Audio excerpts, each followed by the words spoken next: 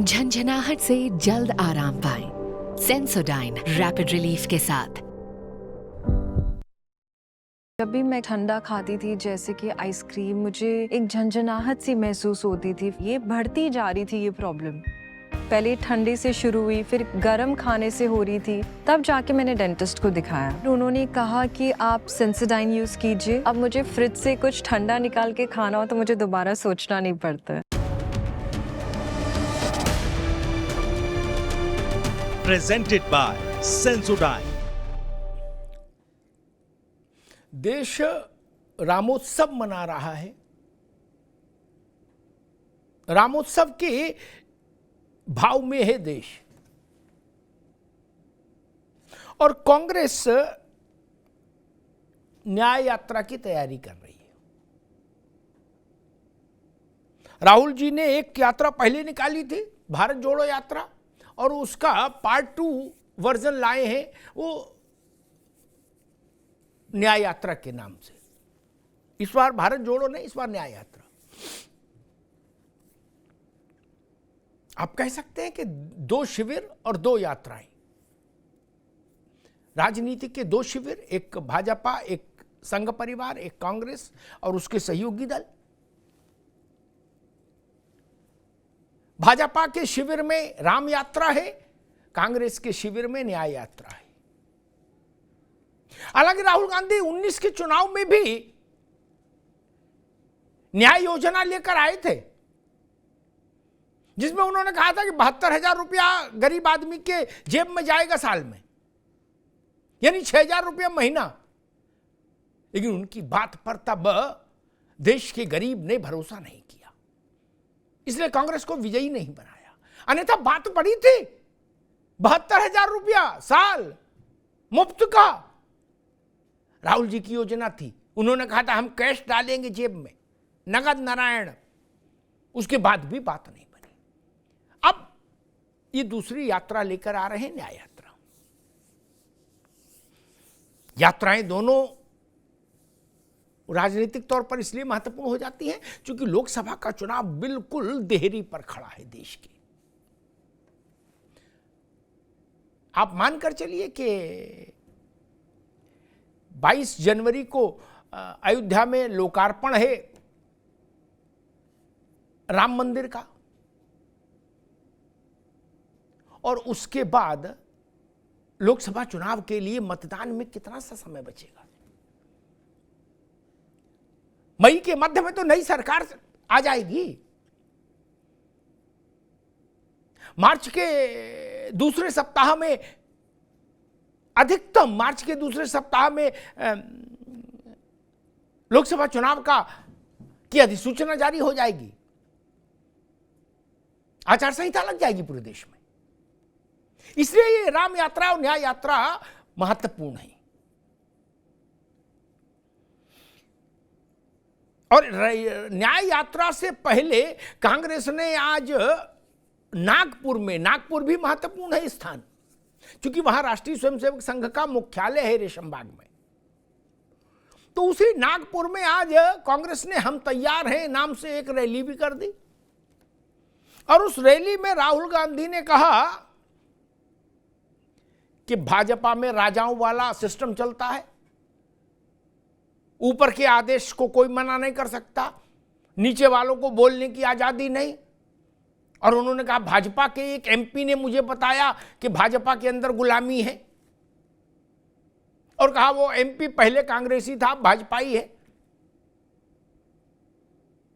कितना सच कितना झूठ ये तो कांग्रेस जाने। लेकिन राहुल गांधी ने नागपुर की जमीन से कुछ बड़े हमले किए, और उन्होंने एक हमला राष्ट्रीय स्वयंसेवक संघ पर यह कहके भी किया कि ये वही संघ है, आरएसएस है, जिसने सालों साल दशकों तक अपने मुख्यालय पर राष्ट्र ध्वज नहीं फहराया। संघ पर ये आरोप लोग लगाते हैं, और मुझे लगता है संघ ने इसका मेरे ख्याल से दर्जनों बार प्रतिवाद किया है, तथ्यों के साथ प्रतिवाद किया है। लेकिन फिर भी राजनीति है तो आरोप चलता है, तथ्य एक तरफ, आरोप एक तरफ। अब सवाल उठता है कि देश के मन को कौन सी यात्रा भा रही है। और दूसरा सवाल उठता है कि अयोध्या में इतना बड़ा उत्सव, जिस उत्सव के लिए इस देश के नेत्रों ने 500 वर्ष तक प्रतीक्षा की और संघर्ष किया, उस उत्सव के ठीक पहले ये यात्रा का, न्याय यात्रा का आरंभ, ये जो टाइम टेबल है, क्या ये टाला जा सकता था? या कांग्रेस ने जानबूझकर ये समय रखा ताकि अयोध्या में ना जाने पर कोई प्रश्न ना उठे, एक स्पष्टीकरण रहे, एक तर्क रहे कि भाई हम तो अपनी न्याय यात्रा में व्यस्त थे, नहीं तो जाते अयोध्या? ये प्रश्न है। लेकिन ये भी मानकर चलिए कि देश बहुत गौर से देखता है। राजनीतिक दलों को, राजनेताओं को ये भ्रम हो सकता है कि उन्होंने किसी को गोली दे दी, किसी को टोपी पहना दी, ऐसा। लेकिन देश आपकी नीयत को परखता है। आप बोल क्या रहे हैं ये नहीं, आपकी नीयत क्या है, ये इस बात को देश समझने की कोशिश करता है और समझता है। इसीलिए भारत में जब बहुत साक्षरता नहीं थी, तब भी भारत का सामान्य जन शिक्षित नहीं था, लेकिन विवेकवान था, विवेकशील था। 77 का चुनाव, 77 का जनादेश ये बताता है कि भारत का सामान्य जन कितना विवेकशील था और लोकतंत्र के प्रति, लोकतंत्र की सुरक्षा और संरक्षा के प्रति कितना प्रतिबद्ध और कटिबद्ध था। हमारे साथियों ने एक रिपोर्ट तैयार की है, राम यात्रा वर्सेज न्याय यात्रा, इस पूरे परिदृश्य पर। पहले इस रिपोर्ट को देखिए, फिर मेहमानों से परिचय कराएं, फिर बहस में चलें।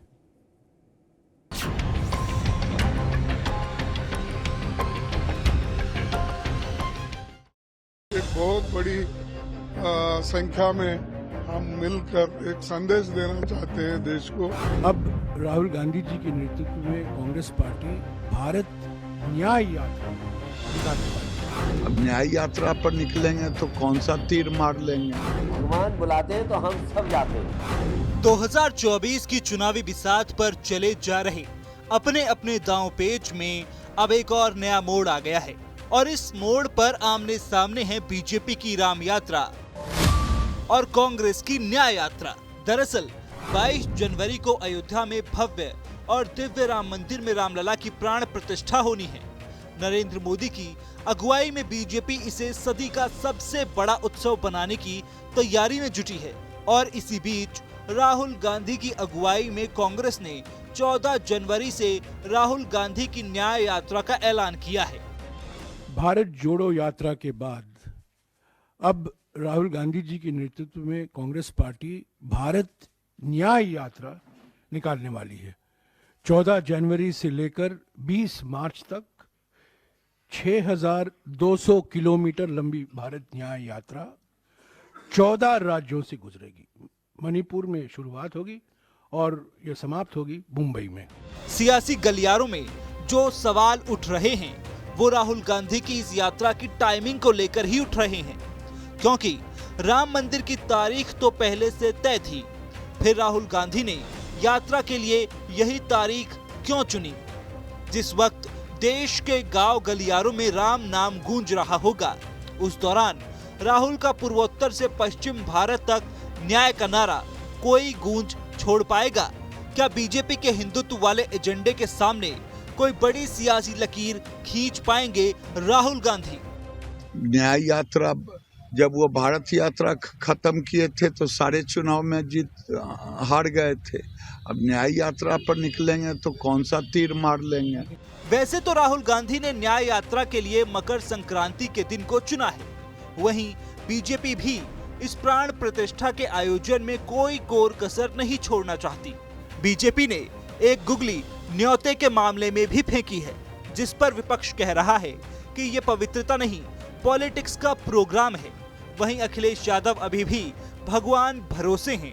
राजनीति होती है, भारतीय जनता पार्टी के प्रोग्राम में कौन जाएगा? ये थोड़ी देश का राष्ट्रीय कार्यक्रम है।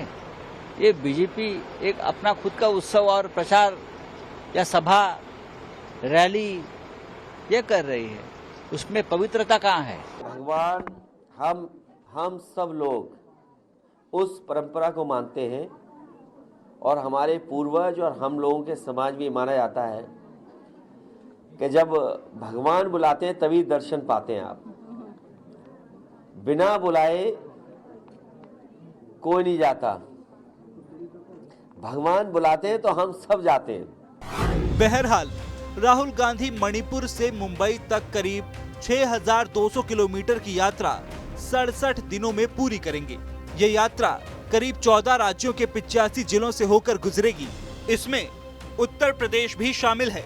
पॉलिटिकल पलड़े पर देखें तो इन राज्यों में लोकसभा की करीब 355 सीट हैं। हालांकि कांग्रेस के पास इनमें 14 ही हैं। वैसे यूपी में कांग्रेस के हाथ केवल 1 सीट है। सवाल यह है कि क्या राहुल गांधी की न्याय यात्रा 2024 में कांग्रेस के साथ ही न्याय कर पाएगी? सवाल ये भी है कि राम यात्रा वर्सेस न्याय यात्रा 2024 में किसकी यात्रा दिलाएगी सत्ता? झंझनाहट से जल्द आराम पाएं। सेंसोडाइन रैपिड रिलीफ के साथ। जब भी मैं ठंडा खाती थी जैसे कि आइसक्रीम, मुझे एक झंझनाहट सी महसूस होती थी। ये बढ़ती जा रही थी ये प्रॉब्लम। पहले ठंडे से शुरू हुई, फिर गर्म खाने से हो रही थी। तब जाके मैंने डेंटिस्ट को दिखाया। उन्होंने कहा कि आप सेंसोडाइन यूज कीजिए। अब मुझे फ्रिज से कुछ ठंडा निकाल के खाना हो तो मुझे दोबारा सोचना नहीं पड़ता। सामान्यतः एग्जैक्ट तुलना तो नहीं, लेकिन एक मेरे जहन में एक बात आई। बॉलीवुड में इस बात का ख्याल रखा जाता है कि 2 बड़ी फिल्में एक साथ रिलीज नहीं हो, उनके टाइम में अंतर हो। लेकिन मुझे लगता है कि इस बार चूंकि लोकसभा चुनाव बहुत नजदीक है, इसलिए कांग्रेस को भी लगा होगा कि नहीं, अब तो समय नहीं बचा, इसलिए अब इसी वक्त रखो यात्रा।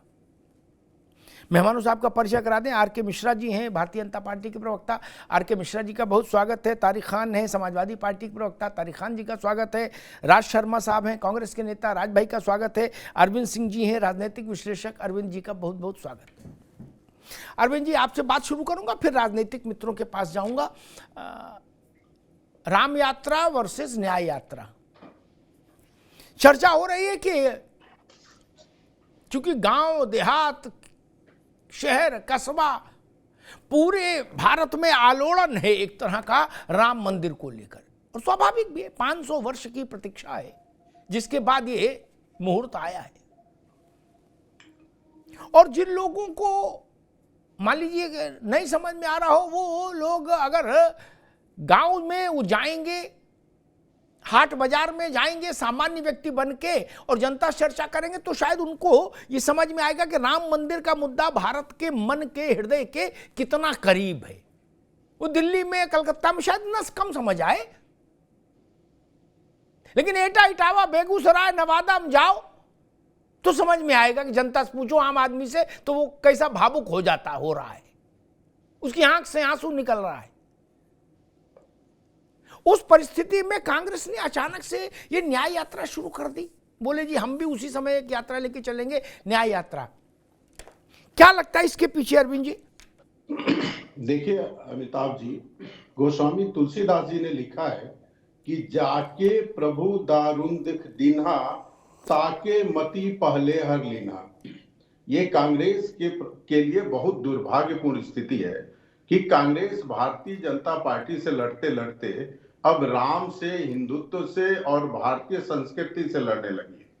नहीं तो जिस समय अयोध्या में भगवान श्री राम लला का प्राण प्रतिष्ठा हो रहा है जिस महीने में, उस महीने में यात्रा शुरू नहीं करती और इस प्राण प्रतिष्ठा महोत्सव को धूमधाम से मनाती, उसमें शामिल होती, क्योंकि जो राम है वो सबके हैं, राम किसी पार्टी विशेष के नहीं है। और कांग्रेस के अध्यक्ष रहे एक समय के महात्मा गांधी जी ने इस देश में स्वतंत्रता संग्राम की लड़ाई लड़ी, तो उनका नारा और उनका गीत रघुपति राघव राजा राम होता था, और उनका संकल्प होता था कि जब देश आजाद होगा तो हम राम राज की स्थापना करेंगे। ऐसी पार्टी अपने आप को राम के विरोधियों के पक्ष में खड़ा करती है, तो ये बहुत दुर्भाग्यपूर्ण बात है। और ये केवल आज से नहीं अमिताभ जी, जी। देश के स्वतंत्रता के बाद से जब रामलला पहली बार प्रकट हुए तो नेहरू जी बहुत नाराज हो गए थे। आपको पता होगा, बहुत वरिष्ठ पत्रकार है, वहां के तत्कालीन जिलाधिकारी के ऊपर कि रामलला प्रकट कैसे हो गए, और उसको दंडित भी किया गया। और सुप्रीम कोर्ट में जाके कांग्रेस के जुड़े वरिष्ठ नेता के द्वारा, जो सुप्रीम कोर्ट के एडवोकेट है, उस समय कांग्रेस से जुड़े थे, कपिल सिब्बल जी, उनसे अनुरोध किया गया कि राम जन्मभूमि मामले की सुनवाई न की जाए।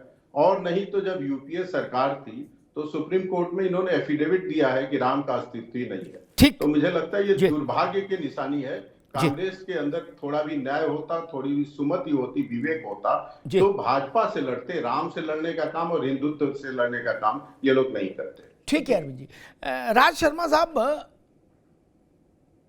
क्या इस न्याय यात्रा की, अच्छा यूपी में तो अभी भारत यूपी जोड़ो यात्रा चल रही है, ये नया नई न्याय यात्रा दूसरी आएगी। खैर राज भाई, क्या आपको कांग्रेस को ऐसा नहीं लगता कि जब इतना बड़ा देश के इतिहास का इतना बड़ा क्षण हो तो जिस किसी को भी 60 दिन के बाद 70 दिन के बाद वोट लेने जाना है, चुनाव में खड़े होना है, जनता के सामने हाजिर होना है, उसको उस बड़े विलक्षण क्षण को ओवरशैडो करने की कोशिश से बचना चाहिए था। राज जी। भाई मैं एक बात कहना चाह रहा हूँ जी कि ये एजेंडा क्यों चलाया जा रहा है। मैं तो कांग्रेस का प्रवक्ता हूं, मुझे तो खुशी मंदिर बनाया जा रहा, लेकिन अगर मैं जाऊंगा तो ये जरूरी है। अगर मैं गया तो कल को आप कह दे भाई राज शर्मा की पत्नी क्यों नहीं गई, राज शर्मा चले जाएंगे, राज शर्मा की पत्नी तो उनका बेटा नहीं गया, तो ये एजेंडा चलाने लगे। और मैं अभी विश्लेषक साहब जो बोल रहे थे, मैं इनसे ही पूछना चाहता हूं कि सारी कांग्रेस पार्टी दिल्ली में अशोका रोड पे उनके भारतीय जनता पार्टी के ऑफिस में बैठ जाएं कि साहब आप ही के संग हम चलेंगे। जो नेता जा रहा है, जिसके पास टाइम है जा रहा है, मुझे समय मिलेगा मैं 22 को भी चला जाऊंगा, अगर मुझे समय मिलेगा मैं बाद में चला जाऊंगा, हो सकता है मैं परसों चला जाऊं, तरसों चला जाऊं। तो इसमें ये एजेंडा भाई ये सिर्फ चलाया जा रहा है कि इस कांग्रेस ने जानबूझ के यात्रा निकाली। ये यात्रा निकालने के लिए जहां पे आप लगभग 6200-500 किलोमीटर चलो, वो एक दिन में यात्रा का शेड्यूल तैयार नहीं किया जाता है। इस यात्रा का शेड्यूल तभी आज से 6 महीने पहले ही शुरू हो गया था कि आगामी ये करना है। लेकिन एक सबसे बड़ी दिक्कत क्या है कि एक एजेंडा चला देती है भारतीय जनता पार्टी कि हम राम के भक्त हैं और कांग्रेस नहीं। अरे विश्लेषक साहब, आप एक नोट करिए कि आप कितना भी बोल लेंगे, आप देखिए, आप जैसे विश्लेषक आते हैं, मुझे दुख होता है जब आपके अंदर एक मुझे छाया दिखती है कि भारतीय जनता पार्टी के प्रवक्ता बनने, तब मुझे दुख पहुंचता है। क्योंकि विश्लेषक का काम होता है वो बायस ना हो, वो बिल्कुल पे बात करे और किसी की तरफ ना बोले। और जो यात्रा कर रहे हैं, हो सकता है सोनिया जी को बुलाया, सोनिया जी जाएंगी, खड़गे साहब जाएंगे। अब ये भी नामुमकिन है कि सारे नेता इंडिया से अशोका रोड पे बैठ जाएं और विश्लेषक साहब के हिसाब से भारतीय जनता पार्टी के लोगों लगे बस पे जाएं। अरे राम मेरे भी आते हैं भाई विश्लेषक साहब, आपके इतने मैं भी मानता हूं। मेरे अगर मैं फोटो दिखा दूंगा तो आपके वहां वो नहीं है। मैं 88 से जाता आया हूं और मैं कहता हूं और एक गलत एजेंडा ना चलाया जाए। ठीक है राज भाई, ठीक है ठीक है राज भाई, ठीक। आगे मैं बाकी मेहमानों को भी बहस मिला, फिर दोबारा मैं आता हूं। कांग्रेस को बार बार ये कहने की जरूरत क्यों पड़ती है कि हम भी राम भक्त कम नहीं है? इसका मतलब कहीं कुछ गड़बड़ है, लोचा है, कहीं डिफिशियंसी है। अरे रुको भाई, मैं 2 बातें कह के तारिक खान के पास जाऊंगा। आप जिंदगी भर ये कहोगे भरोसा नहीं होगा, उसका कारण है। ऐसा नहीं कि कोई बीजेपी वालों को बोलने से देश मान गया, ना ना, देश को अकल नहीं है क्या? कांग्रेस, सपा, बसपा, भाजपा की अकल से देश चल रहा है क्या? ऐसी गलतफहमी है किसी को? ना जी, देश अपनी अकल से चल रहा है। आप लोग क्या है?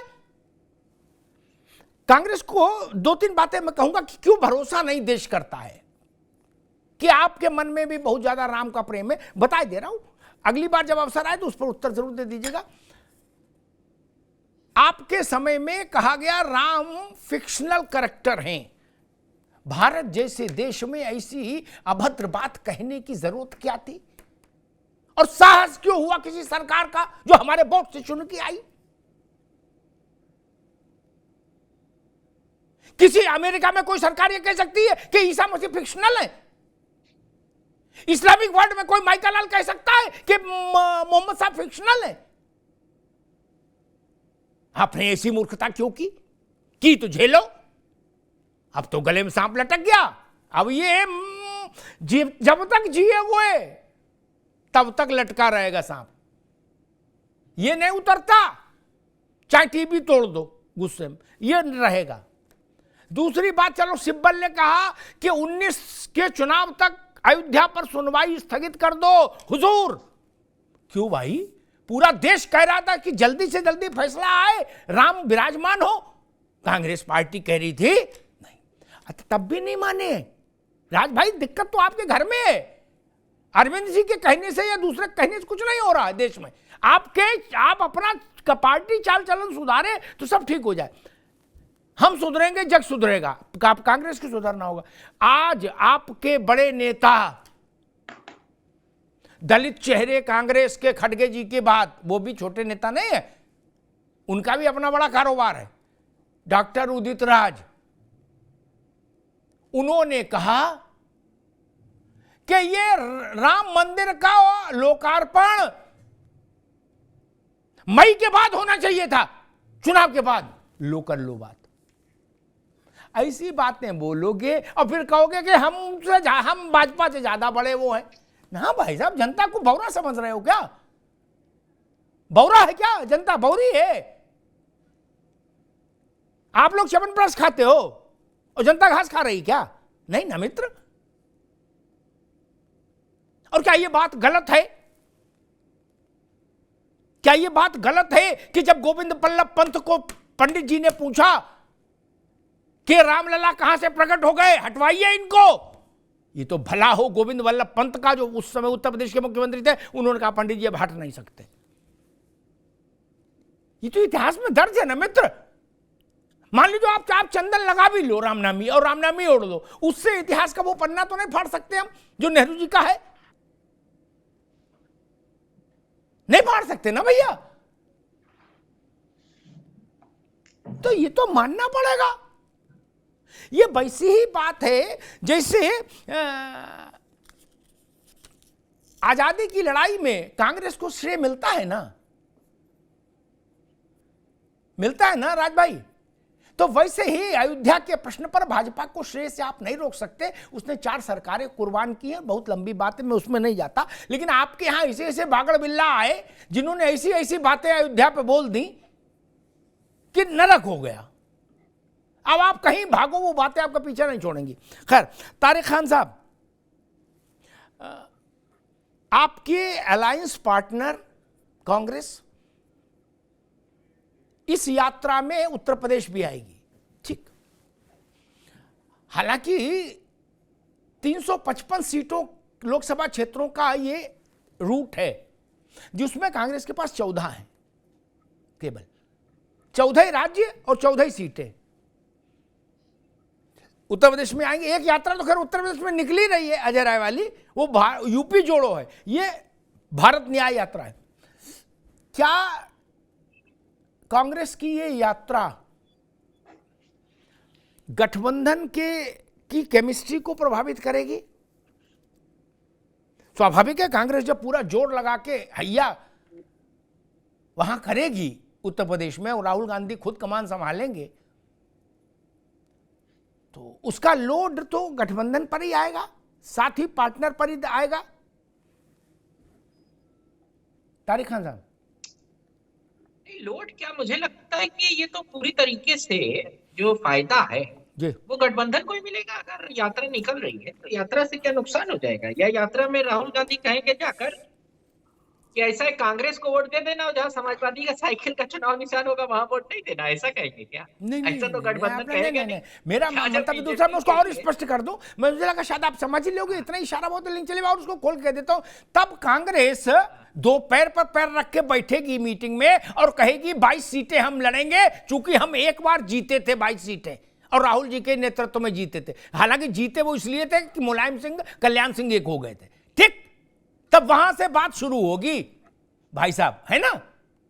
इसलिए मैंने आपसे सवाल पूछा, वरना इतनी समझ तो मुझे भी है कि आपसे इस बात का क्या लेना देना। वो यात्रा करें, वो जलसा करें, भांगड़ा करें, आपसे क्या लेना देना। दो दिन से मीडिया चैनल्स ये बात खबर चला रहे हैं कि सीटें तय हो गई हैं, शायद आप तक भी पहुंचे हो, बड़े चैनल चला रहे हैं कि सीटें तय हो गई, बात बन गई सीटों पे, तमाम बड़े चैनल चला रहे हैं। अच्छा, तो 22 मांग रहे हैं, 15 मांग रहे हैं, कि जो 9 में जीते थे वो सारी सीटें मांग रहे हैं। इसका मतलब ये है कि जो सीटें देने लायक हैं, जिस पे विचार विमर्श होना है, वो बातें तय लगभग हो चुकी हैं।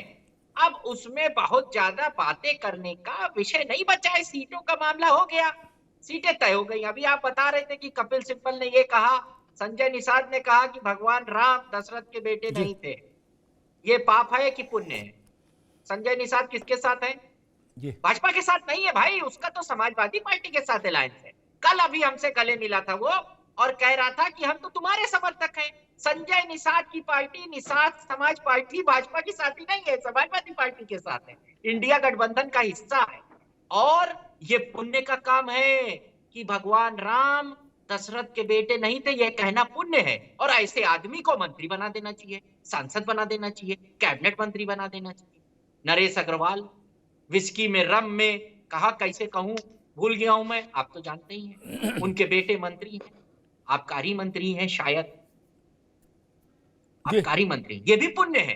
कपिल सिब्बल वाला पाप है, मान लेता हूं, आपकी बात सही है। ठीक, अगर कपिल सिब्बल वाला पाप है तो यहू पाप। ठीक है तारिक खान, इनको मैं आर के मिश्रा, ठीक है भैया, ठीक है, आर के मिश्रा के पास चलूंगा। लात मार के लिटरली कह रहा हूं, ऐसे शब्द इस्तेमाल नहीं कर, ठीक है, लात मार के मंत्रालय से बाहर निकाल, ठीक है, ठीक है। अगर ये भगवान राम का अपमान कर, ठीक है तारिक खान, अब रुक जाओ, मैं एक बात कह के आर के मिश्रा जी के पास चलूंगा। मैं हमेशा विपक्ष की पार्टियों से कहता हूं कि किसी आदमी की शारीरिक क्षमता ऐसी है कि वो ठंड में रात में अमरूद खा ले और पचा ले, किसी को धूप में भी नहीं पचता, नजला हो जाता है। तो कंपटीशन करोगे, करके देख लेना कंपटीशन, कहां खड़े हो आज, कहां खड़े हो, देख तो रहे हो ना, 3 सांसद, 1 सांसद 80 में। अगर फिर भी गाल बजाने का शौक है तो मेरी अनंत शुभकामनाएं, गाल बजाइए, छत पे खड़े होके बजाइए। मैं तो मित्रता में सही सलाह दे रहा था, वो बता रहे कि रामलाल ने ये कहा, श्यामलाल ने, अरे भैया जिनकी चल रही है उनने सब कहा, आपकी बात तो नहीं सुनी जनता ने ना। लेकिन वो चीज आपका पीछा नहीं छोड़ रही कि 89 में सरयू में कार सेवकों की लाशें गिरी थी। आप निषाद की फोटो लेके घूमो ना। लेकिन मुलायम सिंह का वो एक कार्यकाल सब पर भारी पड़ जाता है जब भी वोट हुआ तब। अगर सपा को लगता है कि नहीं निषाद ही हमारा ट्रम्प कार्ड, निषाद को भी खेल के देख लो। क्या ओम प्रकाश राजभर, क्या निषाद, और तारिक खान ने ठीक बात कही, ऐसे लोगों को मेरी भी राय है लात मार के निकाल देना चाहिए। लेकिन राजनीति बड़ी विचित्र और गंदी विद्या है तारिक खान। आज अखिलेश यादव से पूछा गया कि स्वामी, ये तो नहीं कहा गया कि स्वामी प्रसाद को लात मार के निकालो या डंडा मार के निकालो या कैसे मारो पीटो, क्या करो, मुक्का मारो, नहीं। उनने स्वामी प्रसाद मौर्य के खिलाफ कोई लाइन लेने से डरे, ये कहा कि हम क्या करें, तो भाजपा से आए हैं क्या। वो उनको धक्का मार के भी नहीं निकाल पा रहे। आप मांग कर रहे हो कि निषाद को लात मार के निकाला जाए, उनको घूंसे मार के निकाल दो, हम कह रहे बिना मारे निकाल दो, नहीं निकाल सकते ना। अब वो क्या नहीं बोल रहे दादा, पूरी सपा को रेले पड़े हैं। मनोज पांडे से पूछो, वो बताते हैं कि ये बर्बाद कर देंगे, ये सुपारी किलर है भैया। शिवपाल जी से व्यक्तिगत पूछो तो वो बताते हैं कि वो कितना नुकसान कर रहे हैं मौर्य। टीवी वाले ना बोले, हमारी तो बात होती है ना मित्र। आजम खान ने कहा था भारत माता डाइन है, मुकदमा चला, लेकिन उससे जितना नुकसान होना तो हो गया। आजम खान को धक्का मार के निकाला क्या? नहीं ना। कौन सी गोली तारिक खान, कौन सी गोली किसे रिएक्शन करे ये पता होना चाहिए। हमें जो गोली रिएक्शन कर रहे हैं हम उस गोली से बचें। ये कोई खराब सलाह है क्या? बोले नहीं हम भी खाएंगे वही गोली, भले ही बेहोश हो जाए। हो जा भैया बेहोश, मेरी शुभकामनाएं, हमसे न लड़ो, खूब गोली खाओ, बेहोश हो। मैं चाहता हूं लोकतंत्र जागृत रहे, विपक्ष भी मजबूत रहे, लेकिन विपक्ष तो कहता ना जी हमारे वाले जो बोल रहे हैं सही बोल रहे हैं, इनके भी तो बोल रहे हैं। ये नहीं चलता तर्क ना, और चलता होता तो इंडिया गठबंधन के पास 4 सीट हैं कुल 80 में से लोकसभा में, यूपी में चल रहा होता तो नरेश अग्रवाल बिस्की में विष्णु वसे आज थोड़ी न कहे। लेकिन नरेश समाजवादी पार्टी के लिए क्या रहे, क्या थे, सब जानते हैं। अच्छा एक बात और देखो, अच्छा याद दिला दिया तारिक खान ने, आर के मिश्रा जी आ रहा हूं, लेकिन एक बात बड़ी अच्छी कह दूं, हम लोग तो धार्मिक लोग हैं, हमें कहने में कोई संकोच नहीं, राम हमारा प्राण तत्व है। क्या? न मेरे प्राण तत्व नेहरू जी हैं, न दीनदयाल उपाध्याय हैं, न मुलायम सिंह यादव हैं, क्या, न कांशीराम। मेरा प्राण तत्व तो राम है, रामत्व है। और राम की लीला, अरविंद बाबू, राम की लीला जिनके पिताजी ये बोले थे राज्यसभा में कि ठर्रा में हनुमान सियावर रामचंद्र की जय, और जिस पर सारे समाजवादी पार्टी के लोग ठहाठा कर मार के हंसे थे, तब वो उसी पार्टी में थे। क्या बोले भैया क्या बात कही नरेश बाबू, खींच दिया। क्या उनके सगे बेटे को आज अयोध्या में अनाउंस करना पड़ा माइक पर कि अयोध्या के 84 कोस की परिक्रमा की परिधि के भीतर शराब प्रतिबंधित की जाती है, जो दुकानें अलॉट हो गई वो सब बंद की जाएंगी, और ये सारा काम 22 जनवरी से पहले हो जाएगा। अयोध्या की भौगोलिक सीमा में शराब की बूंद भी नहीं बिकेगी, न ठर्रा, न विस्की, न रम। सियावर रामचंद्र की जय तारिक बाबू। यही राम की लीला है भैया, इसी पे भारत जिंदा है। बुलवा दिया ना बेटे से, पिताजी कह रहे थे जब दूसरे स्कूल में थे कि ठर्रा में हनुमान, बेटा कह रहा ना शराब नहीं बिकेगी, यही तो राम की लीला है। खैर, आर के मिश्रा जी, राहुल गांधी ने कहा कि हमको एक सांसद ने बताया भाजपा के, अब आप ढूंढो कौन सांसद है आपका। वो करे पहले वो कांग्रेसी था, फिर भाजपा में चला गया सांसद है, कि भाजपा में गुलामी की प्रथा है, ऊपर का आदेश आता है सबको वही मानना पड़ता है, और किसी की नहीं सुनी जाती है। और कांग्रेस में लोकतंत्र है, और इतना लोकतंत्र है, ये राहुल जी ने नहीं कहा, ये मैं कह रहा हूं, इतना ज्यादा लोकतंत्र है कि उसी लोकतंत्र में जूते भी जल जाते हैं, सरकारें कुर्बान हो जाती हैं। मिश्रा जी, लेकिन आपके लिए उन्होंने ये कहा। मैं आप ही के प्रश्नों का पहले जवाब दूंगा रामताल जी। देखिए राहुल गांधी जी, देखिए इससे पहले भी उन्होंने यात्रा निकाली, भारत जोड़ो यात्रा, मैं उसी संदर्भ में कह रहा हूं जो आपने प्रश्न किया है, और उसके बाद अभी निकाल रहे हैं न्याय यात्रा। देखिए यात्राएं निकलती रहती है, इसमें कहीं कुछ ऐसी कोई बात नहीं, लेकिन हमें लगता है जितना पिछला उन्होंने 3500 किलोमीटर की दूरी तय करी, इस बार 6200 का है। तो मुझे लगता है राहुल गांधी जी को कम से कम ये देश अपेक्षा करता है जो कि उनकी बुद्धि भी ऐसे लंबी हो, क्योंकि जिस तरह से वो बात करते हैं, जिस तरह से बचकानी हरकतें करते हैं, अभी भी उनमें गंभीरता की बहुत कमी है। आपने देखा होगा जब जिस तरह से एक बच्चा भी कोई एक्टिविटी करता है उसका वीडियो बनाने का जो प्रयास करते हैं, आपने देखा किस तरह से संसद के अंदर में आंख मारने का प्रयास करते हैं, जबरदस्ती गले लगने का प्रयास करते हैं। अब देखिए किस मुंह से राम यात्रा को किस तरह से न्याय यात्रा के पीछे छुपने का ये प्रयास कर रहे हैं, ये हमको बिल्कुल नजर आ रहा है, और हमको ही नहीं बल्कि देश की जनता को भी नजर आ रहा है। अब यहां पर देखिए किस मुंह से जाएंगे, जो इसको काल्पनिक बताते थे, किसी ने राम भक्तों के ऊपर में गोली चलाई।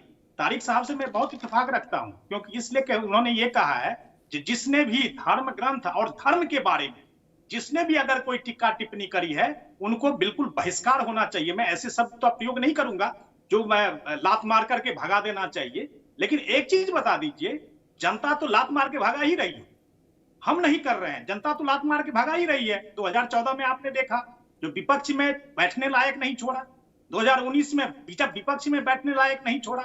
तो कहने का मतलब ये है, जो कि आज धर्म के ऊपर में टिक्का टिप्पणी करने वाले, आप एक चीज बताइए, स्वामी प्रसाद मौर्य को किस वजह से समाजवादी पार्टी अभी तक उसको ढो रही है? क्योंकि स्वामी प्रसाद मौर्य एक ही नहीं, एक कदम आगे बढ़ करके हिंदू धर्म, सनातन धर्म, धर्म ग्रंथों की प्रतियां चलाने का जो प्रयास करे।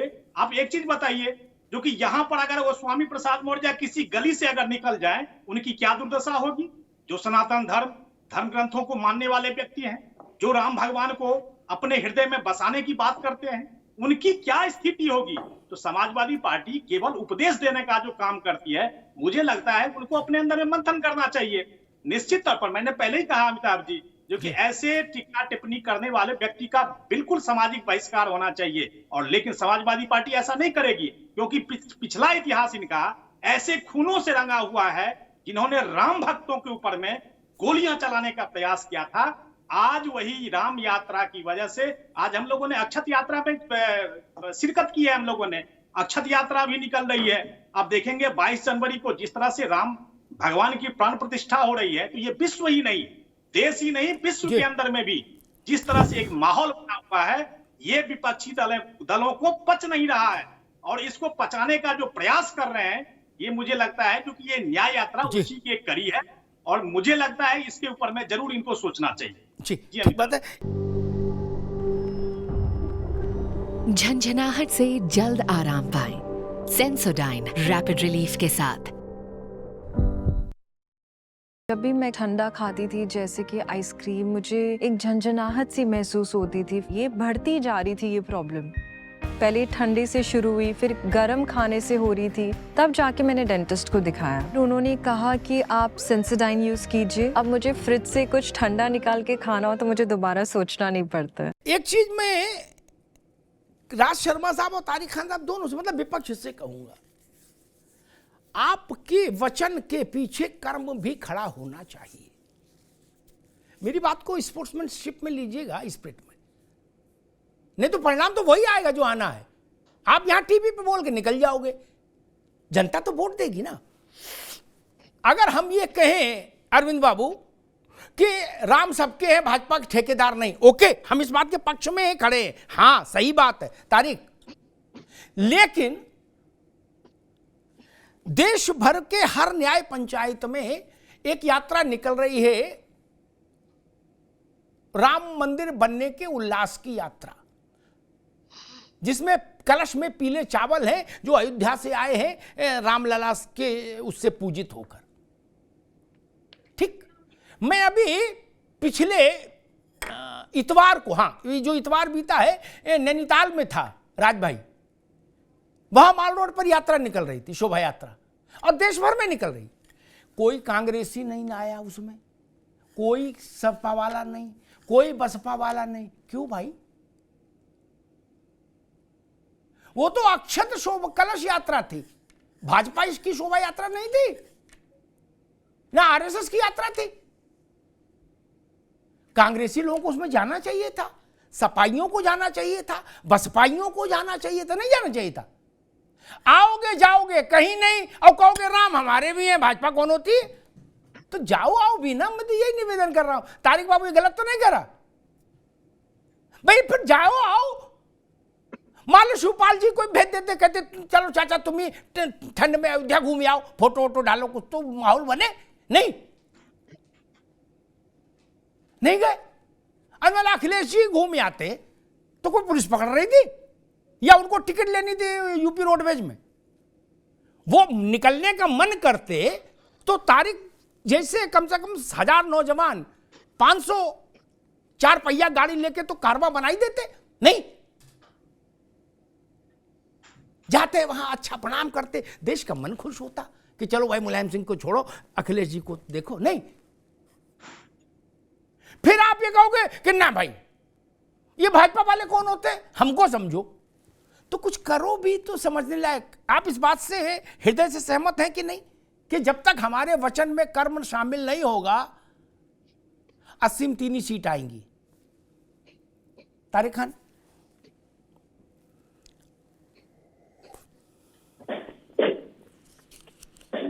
जी कर्म होना चाहिए। और जो बातें, देखिए अमिताभ जी, आप जो बातें कहते हैं उसमें तर्क भी मौजूद रहता है, मुझे ये बात अच्छी लगती है। और अपने कर्म को, अपनी बातों को कर्म से सपोर्ट देना चाहिए, अपनी बातों, और आपकी जो मुंह से जो भी आप कहें उसके पीछे भी सबूत होना चाहिए। मुलायम सिंह यादव अब इस दुनिया में नहीं रहे, मैं उनका बहुत सम्मान करता हूं और राजनीति में उनका बड़ा मकाम है, इस बात को सब लोग मानते हैं। अगर मुलायम सिंह यादव ने गोली चलाकर गलती की थी तो भारत का दूसरा सबसे बड़ा सम्मान भारतीय जनता पार्टी ने क्यों दिया, पद्म विभूषण? क्या अखिलेश यादव गए थे वहां रो रहे थे?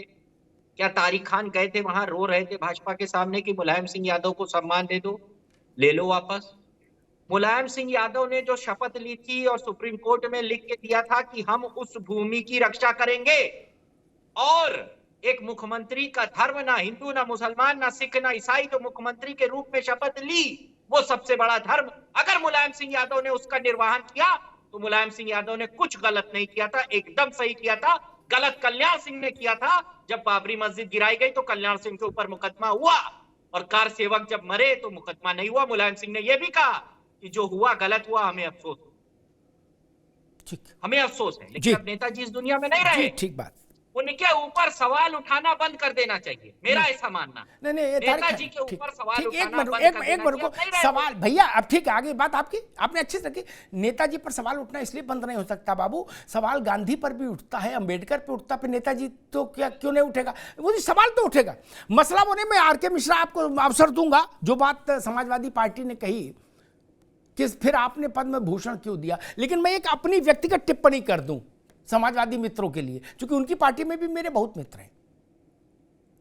आपको राजनीति सीखनी चाहिए अभी थोड़ी सी और ज्यादा, कुछ आती है, कुछ और सीखिए। तारिक खान, कल्याण सिंह जब दिवंगत हुए, आप पड़ोस में रहते हुए नहीं गए गेंदा के 4 फूल लेके, वो भी देखा समाज ने।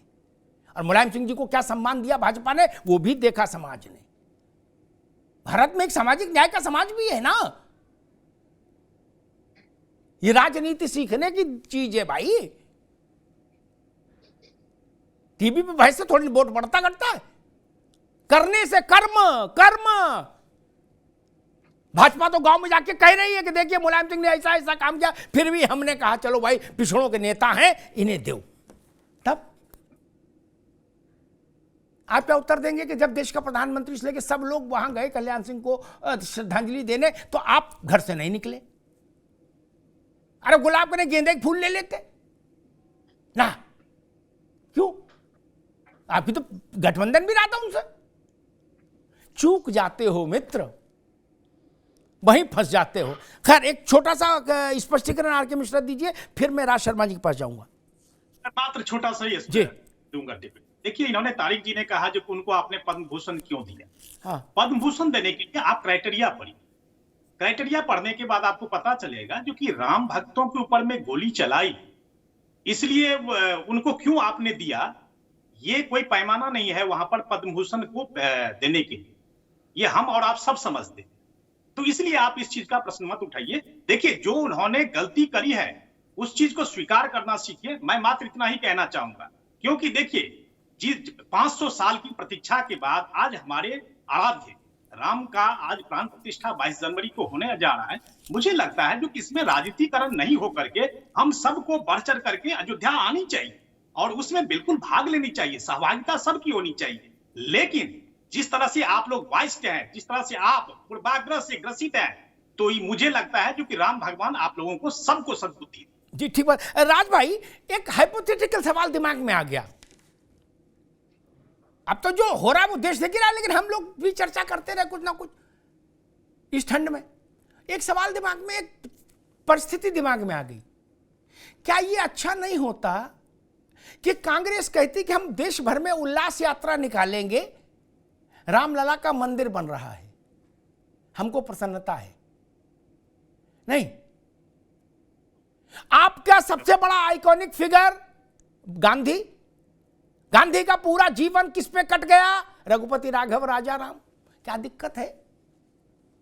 निकाल देते हो, सबको लगा देते लाइन में, कहते भाई चलो अपने अपने कस्बों में सब में निकालो शोभा यात्रा। तब आप कहते कि राम हमारे भी हैं, भाजपाई कौन होते, तो शायद बात में वजन आ जाता। नहीं, अभी वजन नहीं दिख रहा। राज भाई, मैं भाई एक बात पहले कहना चाहता हूँ। पहले तो आपने अभी बीच में एक बात कही थी कि राजनीति बहुत गंदी चीज है। हाँ, तो राजनीति गंदी चीज विपक्ष की है, भारतीय जनता पार्टी की नहीं है। ये गर्व में भेज दिया इसका जवाब। अब मैं आपसे एक बात कहना चाहता हूँ, जैसे कि अभी मिश्रा जी कह रहे थे कि अच्छा होता कि सब लोग सहभागिता करते। चलिए मिश्रा जी, इसी आप ही के इसमें चैनल पे कह रहा हूँ, मुझे ले जा लीजिए, मैं चलने को तैयार हूँ। अपने संग कम से कम 100-200 कांग्रेसी ले जाऊंगा, ले जा लो हमें। अरे सब दर्शन करेंगे भाई।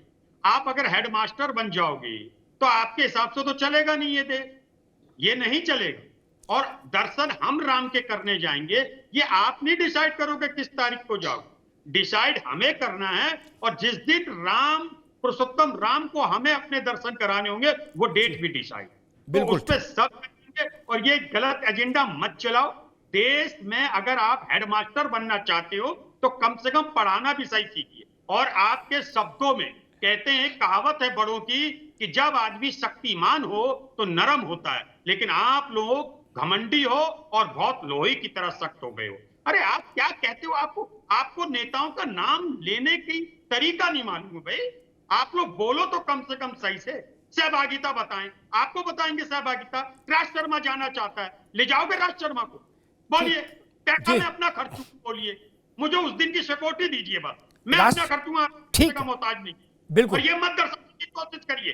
बार बार यही चल रहा है। आप एक बार भी, अमिताभ भाई मैं एक बार कहता हूँ, काला भी राजीव गांधी ने हुआ है, नरसिम्हा राव के सामने हुआ था, मैं 88 में गया था जब तरपाल में थे। ठीक बात है, ठीक बात जी, ठीक बात जी, बिल्कुल बिल्कुल राज भाई, बिल्कुल ठीक बात। अरविंद जी अभी रुको भाई, मामला बड़ा गर्म हो गया, रुक जाओ। राज भाई आपने बिल्कुल ठीक बात कही। मैं एक मिनट, आपने बिल्कुल ठीक बात कही। आप अपने जाल में खुद फंसते हो, उसके बाद आड़े तिरछा हाथ पैर मारते हो। मैं इसका तर्क दे दूं, बिना तर्क के तो मैं बोलता ही नहीं। विपक्ष के बड़े नेताओं ने कहना शुरू किया, जैसे तय हुआ कि 22 जनवरी को लोकार्पण होगा, बोले भाजपा तय करेगी न्योता किसको जाएगा कि नहीं जाएगा, केवल भाजपा वालों को न्योता जाएगा, हमको न्योता नहीं आएगा।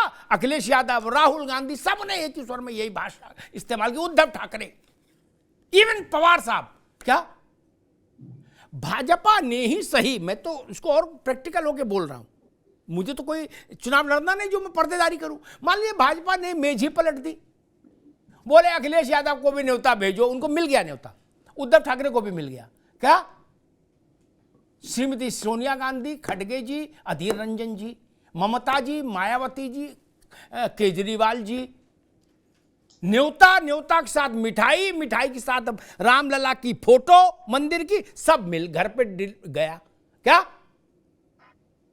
अब जाओ, अब ये तर्क नहीं चलेगा कि मैं तारीख तय करूंगा। फिर हल्ला काय मचा रहे थे कि हमको न्योता क्यों नहीं मिल रहा, ये भाजपा वाले कब्जा ले रहे हैं सब। अब ये तर्क नहीं चलेगा, तारीख आप समझ रहे होगे दिल में, यहां बोलना ठीक नहीं, बट आप समझ रहे होगे। ठीक, ये डबल गेम नहीं चलेगा। 90 दिन बाद वोट है भाई साहब, जनता दौड़ा लेगी।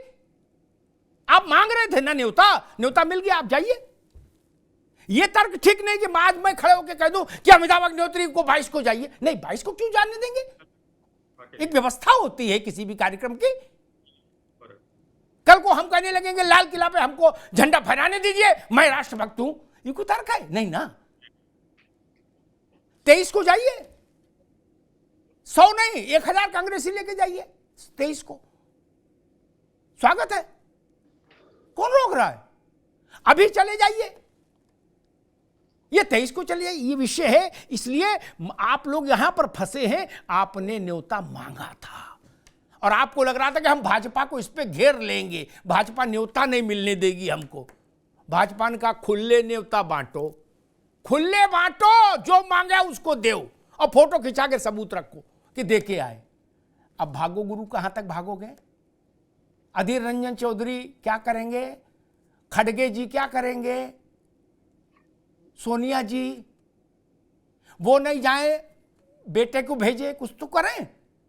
अखिलेश जी, मायावती जी, केजरीवाल जी, जनता इसका हिसाब रखेगी। खैर, अरविंद सिंह जी, मसला वो नरसिंह राव जी ने जब पद से हटे तो उन्होंने मुझसे एक बातचीत में कहा, चर्चा हुई कि भाई कांग्रेस का डिवेकल क्या रहा, कैसे कांग्रेस नीचे आ गई, क्या अयोध्या में ढांचा कैसे गिरा, वो सब चीजें डिस्कस हुई, वो तो यहाँ चर्चा की जरूरत नहीं। एक शब्द सिर्फ यहाँ रखूंगा।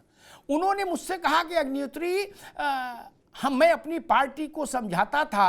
राज भाई आपको गौर से सुनना चाहिए, आपकी पार्टी के बड़े नेता थे, वो देश के प्रधानमंत्री रहे और आपकी पार्टी के कुछ पढ़े लिखे लोगों में से एक थे नरसिंह राव जी। उन्होंने कहा अरविंद भाई कि अग्निहोत्री जी, मैं अपनी पार्टी के लोगों को समझाता था कि भाजपा से लड़ो, लेकिन गलती से भी कोई ऐसा सिग्नल मत दे देना जिसको जनता ये समझे कि आप भाजपा से कम और राम से ज्यादा लड़ रहे हैं। बोले हमारी पार्टी ने यही गलती की। अरविंद जी, ये नरसिंह राव ने मुझसे कहा था। बिल्कुल सही कहा आपने, और नरसिम्हा राव ने इस बात को पब्लिकली बोला भी है और यह डॉक्यूमेंटेड भी है। कई कांग्रेस के वरिष्ठ नेताओं ने भी इसका उल्लेख किया है। नरसिम्हा राव जी ने कहा है कि मैं भारतीय जनता पार्टी से तो लड़ सकता हूं, लेकिन भगवान राम से नहीं लड़ सकता हूं। कांग्रेस बीजेपी की बात माने या ना माने, नरसिम्हा राव जी एक वरिष्ठ लीडर रहे हैं कांग्रेस के, उनसे तो सबक ले सकती है ना। इनको भारतीय जनता पार्टी से लड़ते लड़ते पता नहीं क्या सद्बुद्धि आई है इनको कि राम से ये लड़ने लगे।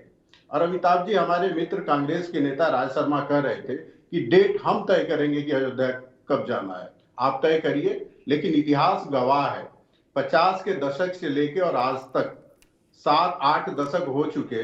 अमिताभ अग्निहोत्री जी, आप बताइए, कांग्रेसी कोई भी प्रधानमंत्री, उसको इतने 60, 70, 80 वर्षों में कभी समय नहीं मिल पाया कि जाके रामलला का वहां दर्शन कर ले। तो जनता देख रही है और आपका कोई वहां जाता नहीं है, आपको राम के लिए समय नहीं मिलता है, और अब फिर आप दावा करते हैं कि राम हमारे भी है। तो केवल दावा से नहीं होगा, जैसे अमिताभ जी कह रहे थे, केवल वचन नहीं, आपके कर्म भी होना चाहिए। या हमारे समाजवादी पार्टी के नेता 2-3 चीजों का इन्होंने उल्लेख किया, मैं संक्षेप में जवाब देना चाहूंगा। एक तो अमिताभ जी, मैं बहुत विनम्रता से कहना चाहूंगा कि जब तर्क न हो, तथ्य न हो, तभी डिबेट में लात, जूता, इन शब्दों का प्रयोग होता है। मुझे लगता है कि बिना इसका उल्लेख किए भी वो अपनी बात रख सकते थे।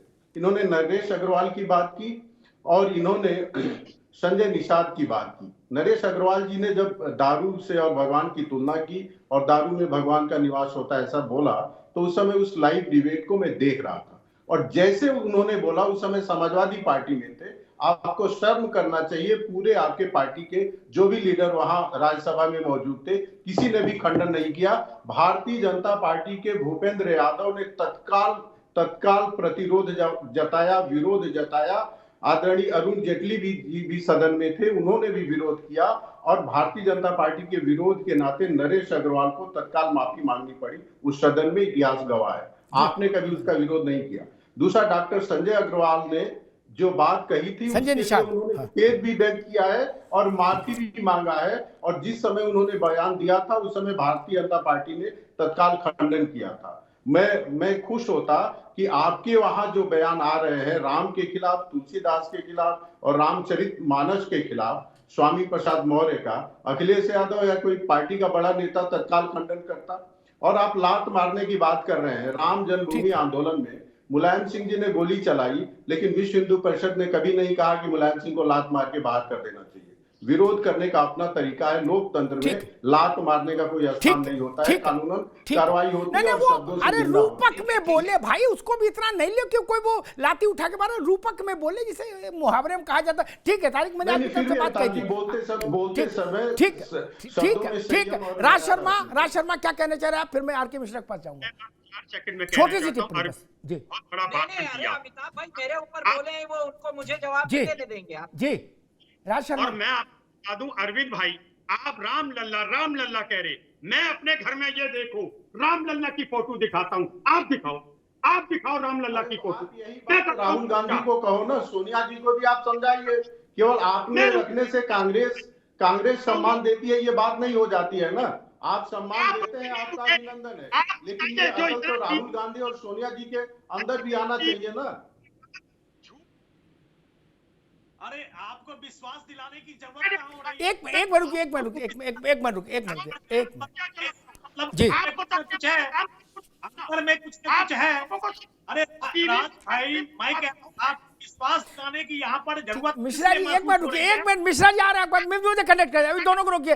राज शर्मा की बात भी आ गई, उनकी बात आ गई, वो रिपीटिशन कर रहे हैं। आर के मिश्रा को भी रोकिए। Tariq Khan 30 second for you. देखिए मेरे ऊपर कहा उन्होंने कि उन्होंने संजय निषाद ने एक तो जब वो भाजपा में थे तभी कहा और माफी मांगी तो बराबर हो गया। तो मुलायम सिंह ने भी कह दिया कि कहा था कि ऐसा नहीं होना चाहिए, जो हुआ गोली चली गलत हुआ, बराबर हो गया, खत्म बात, खत्म हो गई बात। ठीक है, संजय निषाद की बात को खत्म कर रहे हैं तो मुलायम सिंह की भी बात। ऐसे शास्त्रार्थ नहीं, आपस में शास्त्रार्थ नहीं, आपस में शास्त्रार्थ नहीं। अभी रुकना होगा ना, अभी रुकना होगा। आर के मिश्रा जी, आर के मिश्रा जी, क्या बस तारिक खान आप रुक जाइए। झंझनाहट से जल्द आराम पाएं सेंसोडाइन रैपिड रिलीफ के साथ। जब भी मैं ठंडा खाती थी जैसे कि आइसक्रीम, मुझे एक झंझनाहट सी महसूस होती थी। ये बढ़ती जा रही थी ये प्रॉब्लम। पहले ठंडे से शुरू हुई, फिर गर्म खाने से हो रही थी, तब जाके मैंने डेंटिस्ट को दिखाया। उन्होंने कहा कि आप सेंसोडाइन यूज कीजिए। अब मुझे फ्रिज से कुछ ठंडा निकाल के खाना हो तो मुझे दोबारा सोचना नहीं पड़ता है। मुलायम सिंह जी को का ज्यादा उल्लेख नहीं करो, बहुत सारी बातें फिर सार्वजनिक होंगी। रुक जाओ, ठीक है। आर के मिश्रा जी, कांग्रेस न्याय यात्रा लेके आ रही है, समझ लीजिए। देखिए साहब जी, न्याय यात्रा निकाले या कोई भी यात्रा निकाले, मैं तो कहता हूं राहुल गांधी जी एक गंभीर नेता बने, ऐसा जनता अपेक्षा रखती है, देश अपेक्षा रख रहा है। क्योंकि जिस तरह से ये बचकानी हरकतें कर रहे हैं, मुझे लगता है जो कि कांग्रेस का ये पनौती है और इन पनौती को कांग्रेस को बाहर कर देना चाहिए, गांधी परिवार को ही बाहर कर देना चाहिए, तभी जाकर के कांग्रेस। नहीं, घर का लड़का है, कहां बाहर कर देंगे? ना ना, ये सब नहीं ठीक है। अरे भाई, घर का बच्चा कौन बाहर कर देगा? ना ना, ये भारत है। ठीक है राज भाई, आगे बात आ गई।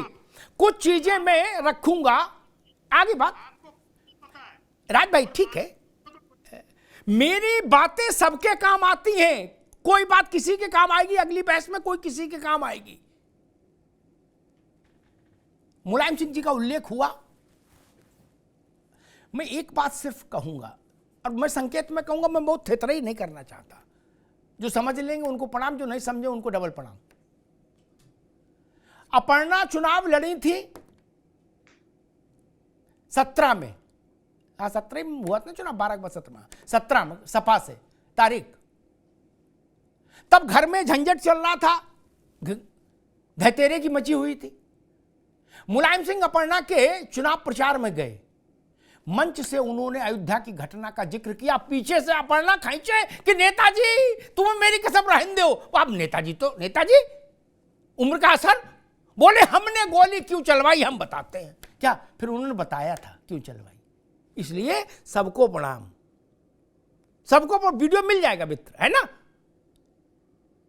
अब अपर्णा का तो गला सूख गया, बोले जो कुछ वोट मिलने थे वो भी गए। इसलिए इन सब बातों में मत पड़िए। जिन्ना के बारे में देश की एक धारणा है तो है ना। अखिलेश जी ने जिन्ना का एक हल्का सा उदाहरण दे दिया था, चुनाव भर में एक जिन्ना मुद्दा बन गया था। कुछ चीजें होती हैं, उनमें मत पड़िए, छोड़िए। राज भाई ने एक बात कही, उन्होंने फोटो दिखाई, मैं उनकी रामत्व के प्रति लगाव का अभिनंदन करता हूं। राम केवल हिंदू के नहीं, मैं तो कह रहा हूं भाजपा कांग्रेस नहीं, मैं तो कह रहा हूं राम तारिक खान के भी हैं। अल्लामा इकबाल कह के गए इमाम हिंद। लेकिन राज भाई बात कड़वी है। हमारे आपके फोटो रखने से या तारिक खान के फोटो ये कह देने से कि हम राम को मानते हैं, हम उनको प्रणाम करते हैं, समाजवादी पार्टी को सर्टिफिकेट नहीं मिलेगा। उसके लिए अखिलेश जी को बोलना होगा, और आपके कहने से भी बात नहीं बनेगी, माफ करिएगा मुझे, उसके लिए गांधी परिवार को बोलना पड़ेगा। अयोध्या पर एक बहस चल रही थी, मैंने एक बार कहा था कि मेरी बात को गौर से सुनिएगा, एक एक शब्द, कहीं व्यवधान के लायक बात ही नहीं है। अयोध्या में रामलला की मूर्ति जब विराजमान हुई, उसके बाद सुप्रीम कोर्ट से उनकी पूजन की अनुमति मिली, दर्शन की अनुमति मिली, राग भोग शयन आरती की अनुमति मिली। भारत सरकार कि उत्तर प्रदेश सरकार के ट्रेजरी से पैसा निर्गत हुआ, यानी सब लीगल था। लोग दर्शन करने जाते थे, हम भी गए, हो सकता और लोग भी गए होंगे, राज भाई भी गए होंगे, मुझे नहीं पता, अरविंद भाई भी गए होंगे, नेता भी गए, अभिनेता भी गए, हमारे जैसे सामान्य लोग भी गए। लेकिन जब रामलला वहां विराजमान हुए थे तो पंडित जी थे क्या? Right from Jawaharlal Nehru to Rahul Gandhi, सब जगह गए, सब जगह गए, जहां जाना चाहिए वहां भी गए, जहां नहीं जाना चाहिए वहां भी गए, लेकिन रामलला के दर्शन करने कोई नहीं गया ना। अब आप कहते हो इस बात को ना उठाओ, ये संभव नहीं, मैं नहीं भी उठाऊंगा तो भी जनता तो जानती है ना। मैंने तारिक खान की पार्टी के शीर्षस्थ व्यक्ति से एक बार से पिछले चुनाव में कहा था कि आपको रामलला के दर्शन करने जाना चाहिए, क्या संकोच, कोई विवाद ही नहीं है ना, दर्शन पर क्या रोक है। तब आप कह सकते थे कि हम भी हैं। आप तो फैजाबाद गए, हनुमानगढ़ी भी गए, कितनी दूरी है हनुमानगढ़ी और रामलला में, लेकिन वहां नहीं गए। आपने जानबूझकर दूरी वर्ती रामलला से। ये मैं पूरे जिम्मेदारी से ये बात कह रहा हूं देश की तरफ से। इनका दावा क्यों ज्यादा मजबूत है? कल्याण सिंह की सरकार आई, पहली बार तारिक खान जनसंघ से लेकर भाजपा तक पहली सरकार बनी थी उत्तर प्रदेश में कल्याण सिंह की, ठीक। कल्याण सिंह पूरी मंत्रिमंडल को लेकर रामलला के दर्शन करने गए थे। उन्होंने सरकार कुर्बान की, 4 सरकारें गंवाई, जेल में रहे, सजा पाई, सजा भोगी, और आप कह दोगे हमारे पास फोटो है इसलिए हम भी हैं। नहीं, ऐसा तो नहीं चलता महाराज। मैं अंग्रेजों के समय की एक फोटो ले लूं भैया राजबाबू है, और मैं फोटो दिखाऊं ऐसे टीवी पे और मैं कहूं मैं भी आजादी की लड़ाई में शामिल था, तो नहीं मान लेंगे लोग ना। आजादी की लड़ाई में तो फिर दूसरा है ना। मैं सिर्फ निवेदन ये कर रहा हूं, वीर बहादुर सिंह, श्रीपद मिश्रा, नारायण दत्त तिवारी, विश्वनाथ प्रताप अयोध्या में दर्शन करने क्यों नहीं गए? देवा शरीफ गए, अजमेर शरीफ गए, कलियर पीर गए, फुरपुरा शरीफ गए, अयोध्या क्यों नहीं गए? मुलायम सिंह जी नहीं गए, अखिलेश जी नहीं गए, काशीराम जी नहीं गए, मायावती जी नहीं गई, क्यों? इसका तो उत्तर देश को देना होगा ना। किसी कानून का उल्लंघन नहीं था, किसी मर्यादा का उल्लंघन नहीं था, हम लोग गए ना। तब तो सस्ते का जमाना था, मेरे ख्याल से 11 रुपया का प्रसाद लिया, गए और दर्शन किए, सिक्योरिटी रहती थी, और वहां एक दक्षिणा चढ़ाई, प्रभु को प्रणाम किया, आ गए, आनंद हो गया। वहां कोई भंडारा तो करना नहीं था, क्यों नहीं गए? और सबसे खराब बात ये राजबाबू कि आप बगल में होके निकल आए इधर से और इधर से, लेकिन वहां नहीं गए। इसलिए राम मंदिर पर दावा नहीं बनता, आपके कर्म उसको सपोर्ट नहीं करते, आपके दावे को। जैसे घर के माता पिता हो बुजुर्ग, तारिक भाई, उनको बेटे ने कभी अपने घर नहीं रखा हो क्या, और बाद में उनकी फोटो लेके कहे कि भाई हमसे ज्यादा सेवा किसने की, तो पड़ोसी तो जानते हैं कि आपने कभी घर में नहीं घुसने दिया बाबूजी को और अम्मा को। गलत कह रहा हूं? ये जनता भांग नहीं खाई ना, इसको समझ है। रामलला का विषय तो तब से चल रहा जब भाजपा नहीं थी, कांग्रेस नहीं थी, मुगल थे यहां, लोकतंत्र भी नहीं था, मुगल थे बाबू, तब से लड़ाई चल रही है। पंडित जी ने क्यों कहा कि मूर्ति हटा दो?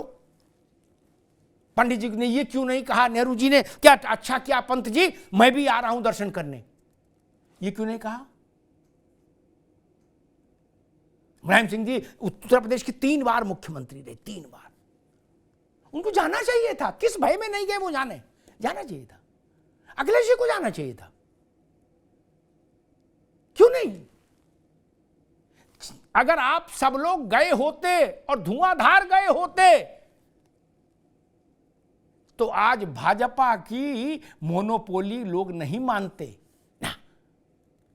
वो कहते नहीं भाई ये लोग भी तो गए लड़े मंदिर के लिए, ये लोग भी रहे, नहीं गए। तो जे आचरही सो नर न घनेरे, आचरण के बिना तो बात नहीं बनेगी।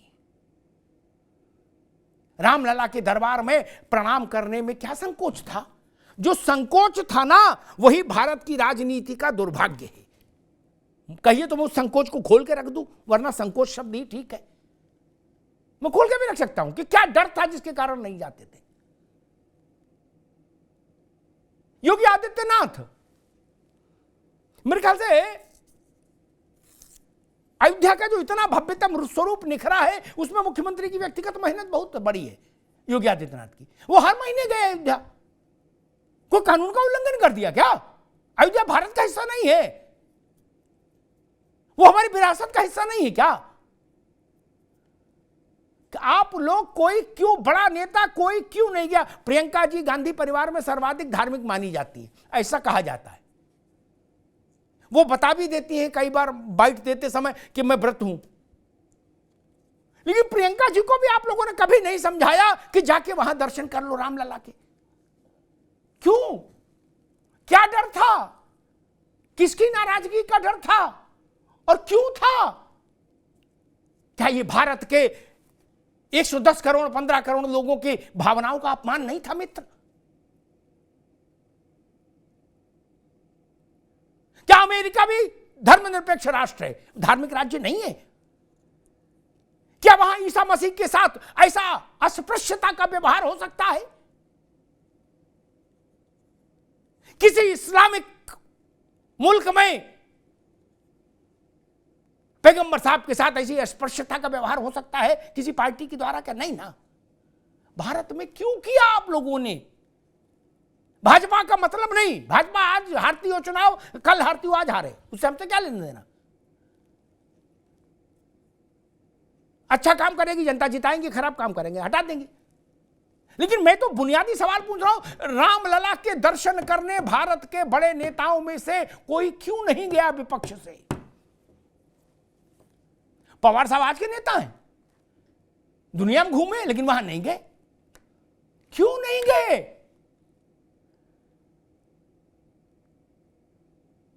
जाना चाहिए था।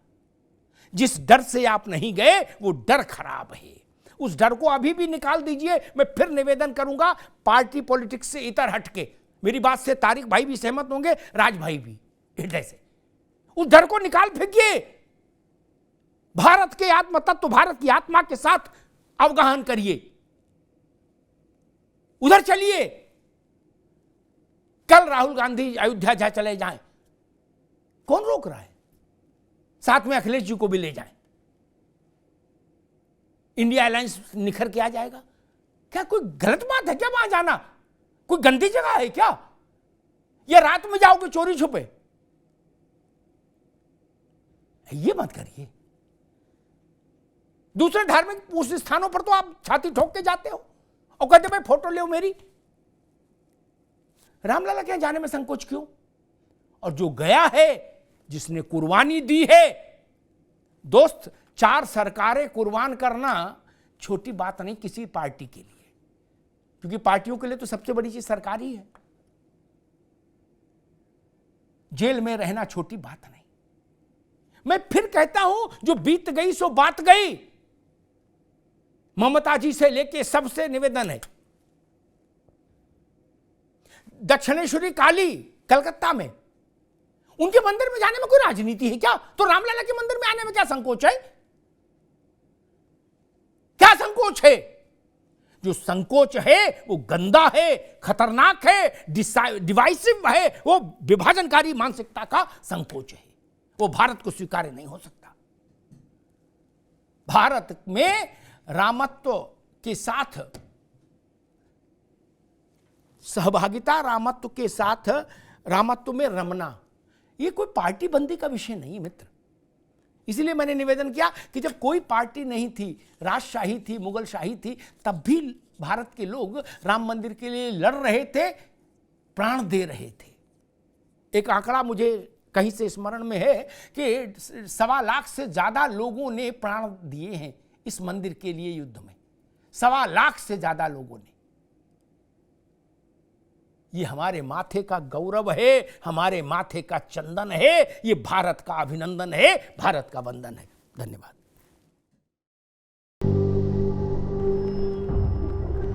झंझनाहट से जल्द आराम पाएं।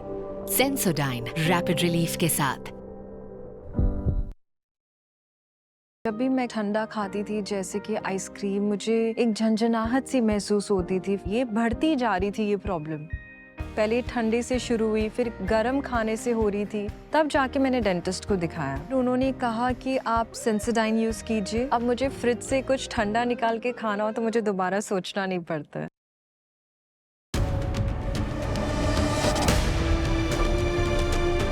Presented by Sensodyne.